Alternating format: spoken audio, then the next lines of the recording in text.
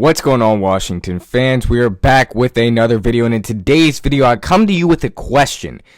Did the Washington Commanders find the steal of the draft this year? Last year, a lot of people talked about a bunch of different players being the steal of the draft for the Commanders, but this year, there's a certain guy that stuck out, right? And if you're plugged in the slightest bit, you've heard of this player for sure, 100%. So he is the clear favorite for the steal of the Commanders draft this year, but is he the whole steal of the NFL draft? That's, of course, Trey Amos. We're going to talk about him today, but before we do, make sure you guys hit that like button. We're on the road to 2,000 subscribers. Make sure you subscribe. I cannot do it without you. Hit that notification bell as well. Let's go ahead and get into today's video. So, like I said, I come to you with the question, is Trey Amos the steal of the 2025 NFL draft? Obviously the reason I come to you with this question was because Trey Amos has had the biggest hype this season I've seen around a player for a long while with this group, besides, any quarterback, and especially Jaden Daniels. There was a time at the draft that right after they took Trey Amos on night 2, Adam Peters and Lance Newmark, they were like, we had a first-round grade on Trey Amos, and we were seriously considering taking Trey Amos at pick 29. When we saw him there at 61, we knew we had to take him. And, I'm glad they didn't take him at pick 29. Like, whew, if they would have done that, you couldn't have gotten Josh Connerly. You would have probably overdrafted, and I just did not want that to happen. Maybe at the time I would have liked it. I know he was in my mock at pick 29 for the Commanders, but they said they were seriously considering. They had a first round grade on him.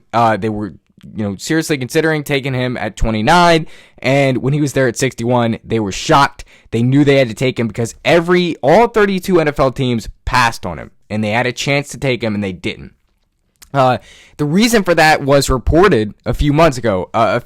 We heard that Trey Amos, the reason he fell in the draft was because of a back injury. But I don't see a back injury. Like, we've been through the camps, we've been through the offseason stuff. I don't see a back injury apparent, right? I don't see that.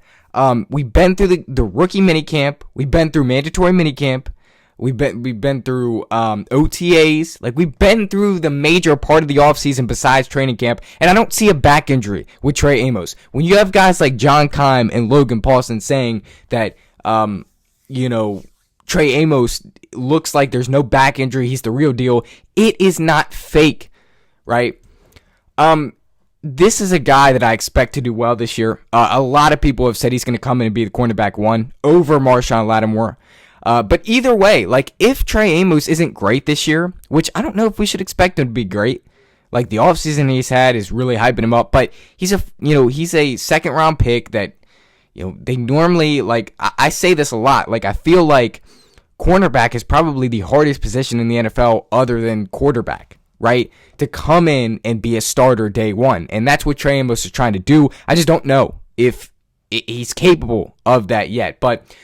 And they also haven't had pads on. The other thing is, like, they haven't had pads on. So this is a tough question to answer, but did the Washington Commanders find the steal of the draft? I think they might have, right? I think you add the depth on the cornerback. So the depth that Trey Amos brings on the outside at cornerback, that in itself is a steal for the Commanders. But the player that he can be, I think he can be an all-pro. And again, we haven't put pads on or anything like that, but just the way he looks this offseason, the movement skills tell you what you need. He's a press cornerback. He's a big, strong, physical cornerback that can get in your face and be a really good player. I think that he looks like he is making Adam Peters look like gold right now. And the other thing is, like, it wasn't just the Commanders. Like, I know we need to be paying attention to the Commanders draft board, but it wasn't just the Commanders draft board that had Trey Amos as a borderline first-round pick. Like, you had guys like Logan Paulson. You even had the big guys. I feel like Mel Kiper probably would have put Trey Amos in there. There was... Actually, I think Mel Kiper had a mock of Trey Amos to the Commanders at 29 before the draft. I think that was Mel Kiper, or one of the ESPN guys. So that tells you all you need to know. Like, he had a first-round grade. If the back injury isn't here, he probably would have gone first round. All right, but he fell like Will Johnson did, and he fell all the way to 61, and that might have been the biggest blessing the Commanders could have had this year. We picked up Marshon Lattimore last year. Marshon Lattimore is going to teach this kid all he needs to know. Trey Amos is going to get a lot of work from Marshon Lattimore and a lot of teaching from Marshon Lattimore. Trey Amos had 3 interceptions last year. I do believe he had 1 forced fumble, if I'm correct on that. He's been a guy that over the years he's been a really good player and a clutch player. He's been able to step up and lock players down. This is a new guy in the league to lock down the NFC East wide receivers. You look. This is the other thing we talked about. I've said it this whole offseason. I've said you have to combat with what other NFC East teams are doing. And what are they doing?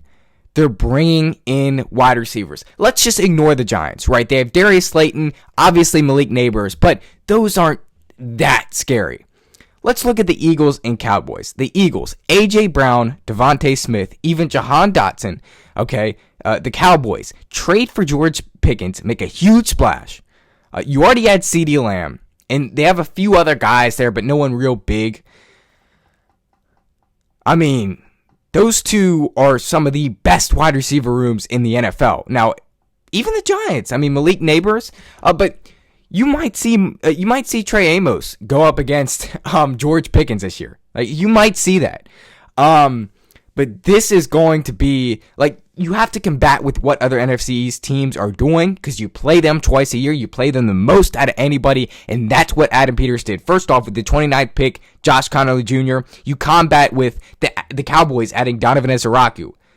The Eagles already had their stacked defensive line. They already had a stacked defensive line. And the Cowboys already had a stacked defensive line, but they added Donovan Ezeraku on top of that. The Giants, probably the best front in the NFL. So you combat with what they do with Josh Connolly. Next piece of order, Adam Peters gets to it with pick 61, Trey Amos. He's like, okay, A.J. Brown, Devontae Smith, Malik Neighbors, CeeDee Lamb, George Pickens. Seems like we need another cornerback. So he's combating with what other NFC East teams are doing. And that's another reason I like this pick. So did the Washington Commanders find the steal of the draft in Trey Amos? You let me know down below. I feel like Trey Amos is going to be a guy this year that he's not Emmanuel Forbes. A lot of people have been calling him like maybe he could be Emmanuel Forbes. Maybe he's kind of a fluke. Like I remember Emmanuel Forbes had a lot of this hype around him when he came into the league. Everybody would be talking about how good Emmanuel Forbes was. Cornerback 1, ? And this just isn't Emmanuel Forbes. You just have different guys calling Trey Amos different. And also, Trey Amos has better movement skills, and he's way stronger, right? He's not going to get bullied around. And he's not going to have to. There's one of the other things. Emmanuel Forbes, he always grabs offensive wide receivers in the wrong spot, right? In the wrong spot to get pass interference. One of the things Trey Amos does that I've noticed is when you watch the film, he grabs defenders on the lower part. All right, that sounds so weird, but guys like Benjamin St-Juste or Emmanuel Forbes, they grab defenders on their shoulders or up top, and the refs are going to see that. But Trey Amos grabs him in a different spot so that the refs don't necessarily see it sometimes, and it's just good, fair play.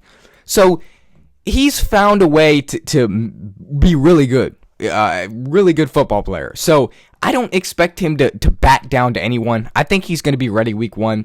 It's not going to be the toughest matchup week 1. I'll be at the week 1 game against the Giants. I can't wait to watch him. Malik Neighbors, he might guard him. He might have to cover him. They might go in more of a zone because, again, like if you only have Trey Amos who's really, really good, like I don't think Marshon Lattimore is going to be able to go man-to-man, right? He showed that last year. He's not going to be able to do it. So they might go zone, and they might have not necessarily be guarding anyone, following them around. But if he does, it'll probably be Malik Neighbors, and he's going to have a tough assignment week 1. If it's not Malik Neighbors, maybe Darius Slayton, I don't know, Wan'Dale Robinson. They have some pretty good players. So he's going to have to step in and be an immediate contributor. But I believe he would do that. So that's my question to you today. Answer it down below. Did the Washington Commanders find the steal of the 2025 NFL Draft? You guys have a great rest of your Sunday. That's going to do it for me. We'll be back with content tomorrow. Obviously, that's going to do it for me. You guys have a great one, and peace.